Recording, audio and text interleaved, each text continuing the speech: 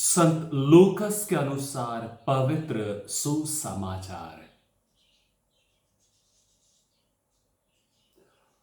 अपने स्वर्गारोहण का समय निकट आने पर यीशु ने यरूशलेम जाने का निश्चय किया और संदेश देने वालों को अपने आगे भेजा।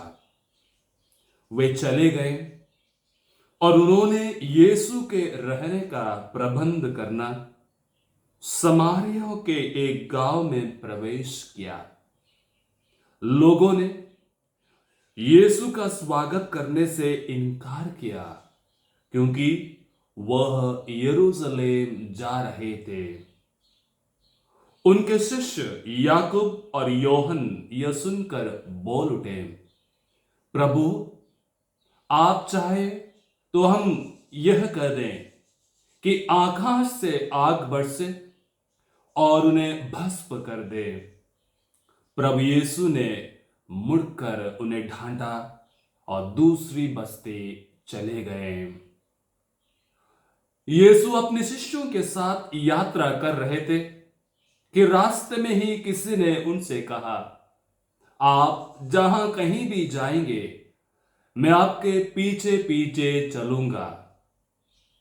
यीशु ने उसे उत्तर दिया, लोमड़ियों की अपनी मांदे हैं और आकाश के पक्षियों के अपने घोंसले, परंतु मानव पुत्र के लिए सिर रखने को भी अपनी जगह नहीं है।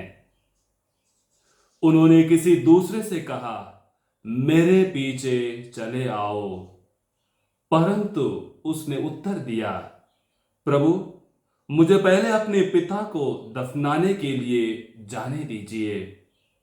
यीशु ने उससे कहा, मुर्दों को अपने मुर्दे दफनाने दो, तुम जाकर ईश्वर के राज्य का प्रचार करो। फिर कोई दूसरा बोला, प्रभु, मैं आपका अनुसरण करूंगा, परंतु मुझे अपने घर वालों से विदा लेने दीजिए। यीशु ने उससे कहा, हल की मूठ पकड़ने के बाद जो मुड़कर पीछे देखता है वो ईश्वर के राज्य के योग्य नहीं है। प्रभु का सुसमाचार है। एक गुरुजी अपने शिष्यों को बाइबल के बारे में क्लास लिया करता था। 2-3 महीने के बाद जब उनकी क्लास खत्म होती थी, वे अपने सभी बच्चों से, दीक्षार्थियों से पूछते थे, अभी आपको बाइबल की ज्ञान प्राप्त हुई है, आप आगे क्या बनना चाहते हैं? बहुत सारे लोग किस प्रकार जो वचन प्रभु का उन्होंने सुना है वो दूसरों में कैसा पहुंचाएंगे उसके बारे में बताया करते थे और गुरुजी बहुत खुश होते थे और उनको विदा करते थे। एक बार उन विद्यार्थियों के बीच में से 3 ऐसे विद्यार्थी गुरुजी को मिले, तो गुरुजी उनमें से कुछ खास देखते थे। तो गुरुजी क्लास के अंत में उनसे पूछने लगे, आप क्या करना चाहते हैं? प्रभु का वचन पढ़ने के बाद क्या बनना चाहते हैं? एक ने कहा, मेरे गांव वालों को अभी भी ज्ञात नहीं है सुसमाचार क्या है, मैं वहां पे उनको समझाऊंगा। दूसरे ने कहा, मैं एक मिशनरी बनना चाहता हूं, प्रभु का वचन, क्योंकि प्रभु ने कहा उनका सुसमाचार फैलाना है। और तीसरे ने कहा, मैं अपना देश छोड़ के दूर देश जाऊंगा, वहां पे प्रभु का वचन फैलाने के लिए, क्योंकि प्रभु ने कहा संसार के कोने कोने में जाकर ईश्वर का वचन सुनाओ। गुरुजी मुस्कुराते हुए कहते हैं, आपका उत्तर सरल है और सहज है और सही है, लेकिन एक बात याद रखिएगा, जो भी आप करना चाहते हैं वो आप तभी करते हैं जब आप प्रभु को व्यक्तिगत रूप से प्यार करेंगे, अनुभव करेंगे। ये बाइबल की ज्ञान केवल मन से, मस्तिष्क से नहीं, लेकिन दिल से होना है। क्रिस में मेरे प्यारे भाइयों और बहनों, यदि आज का पहला पाठ, दूसरा पाठ और सुसमाचार हम सुनेंगे, एक बुलाहट पर नजर डालता है। पहले पाठ को मनन चिंतन करें। किस प्रकार नबी एलिजा एलीशा को बुलाते हैं, किस प्रकार प्रभु नबी एलिजा के द्वारा एलीशा के पास जाते हैं। और एलीशा एक अमीर व्यक्ति थे, क्योंकि उनके पास 12 बैल के जोड़े थे और वो खेत में उसको जोतते थे और एक जोड़ा अपने आप में जोतते थे। वो जब नबी उनके पास से गुजर जाते हैं, वहां पे आगे बढ़ते हैं, एलीशा सब कुछ छोड़कर उस प्रभु का अनुसरण करते हैं, क्योंकि उनको पता चला वो एक मामूली इंसान नहीं है, मेरे आसपास चल रहा है। उतना ही नहीं, वे सब बैलों को मारकर भोजन खिलाते हैं। इसका अर्थ क्या है प्रिय भाई तथा बहनों? सबसे पहली बात, उन्होंने सब कुछ त्याग कर प्रभु का अनुसरण किया। दूसरी बात, उस खुशी के मारे, आनंद के मारे वो लोगों को भोजन बांटते हैं।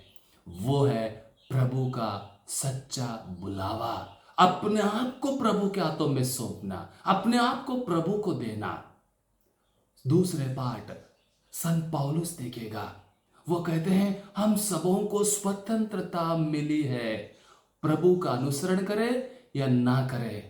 वो कहते हैं इस स्वतंत्रता को बर्बाद नहीं करिएगा भोग विलास में और अन्य चीजों में, लेकिन प्रभु को जानना, प्रभु का अनुसरण करना, उनको प्यार करना, उनके साथ रहना, इसमें आप बिताइएगा उस स्वतंत्रता को, तभी हम खुश और आनंद रहेंगे। और सुसमाचार में प्रभु 3 लोगों के बारे में हमारे सामने रखते हैं। ये कहते हैं प्रभु मैं आपका अनुसरण करना चाहता हूं, जहां आप जाएंगे मैं आपका पीछा करना चाहता हूं। प्रभु सटीक उत्तर देते हैं, लोमड़ियों को माने हैं, पक्षियों को घोंसले हैं, लेकिन मानव पुत्र को रहने के लिए जगह नहीं है।